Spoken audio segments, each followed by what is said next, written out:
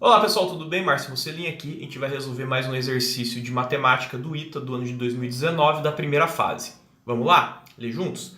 Considere as seguintes afirmações a respeito de matrizes A de ordem n por n que são inversíveis, tais que os seus elementos e os da sua inversa sejam todos números inteiros. Prestou atenção na principal característica da matriz A? Ela tem todos os seus elementos números inteiros. E os da sua inversa, já que ela é inversível, a gente está considerando que ela é inversível, também são só números inteiros. Então foram feitas as seguintes afirmações. O módulo do determinante de A é igual a 1. Bom, como que a gente pode julgar essa afirmação que ele disse? Vamos pensar o seguinte. O item 1 temos que o determinante da matriz inversa é igual ao inverso do determinante da matriz. Esse é um resultado bastante conhecido de quem já estuda determinantes, tá? Vem lá do teorema de Binet, coisas assim, mas eu quero que você olhe bem para essa expressão. Determinante da inversa é igual ao inverso do determinante. Vamos agora analisar uma outra coisa, pessoal. Para você chegar no determinante de uma matriz, o que você tem que fazer? Operações com os elementos dela. Você vai ver que as operações que você realiza para chegar no determinante de uma determinada matriz são operações de multiplicação e adição, correto? Quando eu falo adição, eu estou incluindo conta com mais e menos, tá bom? Que dá na mesma. Bom, já que os elementos de A e de sua inversa são todos inteiros, pessoal, os seus determinantes também serão inteiros. Por quê? Isso vai acontecer porque no cálculo do determinante só tem operações de adição e multiplicação, e essas duas operações, tanto a adição como a multiplicação, são operações fechadas no conjunto dos números inteiros. E o que isso significa? Significa que se você faz uma adição entre números inteiros, você vai obter o número inteiro. Se você faz multiplicação entre números inteiros, você vai obter números inteiros. Isso significa uma operação ser fechada em um determinado conjunto. Você vai obter somente elementos daqueles conjuntos. Você não vai, digamos assim, transpor aquele conjunto, igual é feito a divisão, por exemplo. Deu para entender? Então, o determinante de uma matriz que só tem números inteiros, ele é também um número inteiro. Agora observe, se tanto a matriz A como a matriz inversa de A possui números inteiros, só o determinante de ambos vai ser inteiro. E observe que o determinante aqui pelo teorema de Binet que eu falei, o determinante da inversa da matriz A é 1 sobre o determinante de A. Esse resultado, para ser inteiro, o determinante de A tem que dividir o 1. E nós sabemos que o 1 só vai ter dois divisores, o mais 1 ou o menos 1. Então, dessa forma, o determinante da inversa, para ele ser inteiro, devemos ter o determinante de A sendo mais ou menos 1. O que significa que o módulo do determinante de A é igual a 1. Portanto, esse item é verdadeiro, tá? Devido às operações que nós fazemos para chegar nos determinantes, serem operações fechadas no conjunto dos inteiros, e o determinante da inversa, ela tem que respeitar essa relação que foi dada aqui, correto? E para ela respeitar essa relação, nós temos necessariamente que o determinante de A tem que ser mais ou menos 1, que é a mesma coisa falar que o módulo do determinante de A é igual a 1. Então, item verdadeiro. Vamos para o próximo. Vamos lá. Item 2. Bom, o item 2 está falando o seguinte. A transposto é igual a inversa. Bom, vamos lembrar lá. A inversa de uma matriz A, vamos pegar um exemplo aqui particular da matriz 2 por 2. Para a gente dar uma olhada como vai ficar a cara dessa igualdade que a gente vai escrever.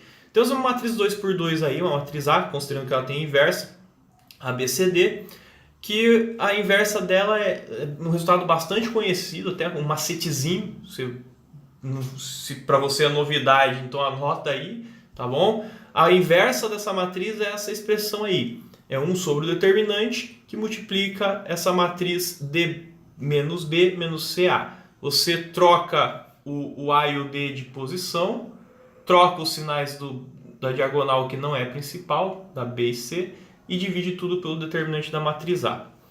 Perfeito? Vamos lá. Então o que a gente vai fazer? Nós sabemos lá do item 1, nós já concluímos que o módulo do determinante dessa matriz A é 1. Se o módulo da matriz A, o determinante é 1, nos resta duas possibilidades para a matriz inversa de A, sendo A essa ABCD. Uma para quando o determinante é 1 e uma quando o determinante é menos 1. Então você fazendo aí, a matriz inversa você vai ter essa cara, D menos B menos CA ou menos D, B, C menos A. Dependendo se a gente usou o determinante mais ou menos 1, correto? Então vamos lá. A transposta de A é quando você troca linha por coluna. Então eu vou trocar a primeira linha de A, que é AB, e vou transformá-la na primeira coluna, que é AC. Tá? Então nesse caso, onde tinha AC vai virar AB e assim por diante. Nós chegamos que a transposta é essa. Vamos verificar se existe igualdade, né? Não existe igualdade. Deixa eu diminuir aqui um pouquinho para você poder ler também. Não existe a igualdade sempre da transposta com a inversa, quando a matriz A tem essas características, tá? Observe que são resultados até bem diferentes, a transposta com a inversa. A igualdade meio que ocorreria com condições muito bem determinadas ali. Então, se esse item não é verificado sempre, esse item ele é falso. Perfeito? Vamos para o próximo. Item 3. Do item anterior, nós sabemos que a inversa é essa daí, ó.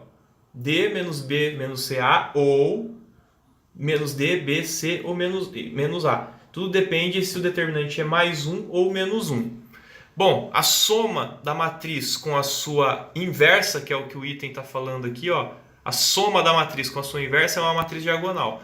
Bom, eu sei que as duas somadas vai dar isso, se a inversa for esse primeiro caso, ou vai ser isso daqui se a inversa for o segundo caso. Observe que para o primeiro caso, de fato, a soma A mais a inversa é uma matriz diagonal, correto? Mas no segundo caso, para quando o determinante do A é menos 1, que a gente chega nessa segunda matriz inversa aqui, ó, que pode ser isso, a resultante da soma da A mais A inversa não é uma matriz diagonal. Ela seria diagonal no caso específico de C e B serem zeros. Tá?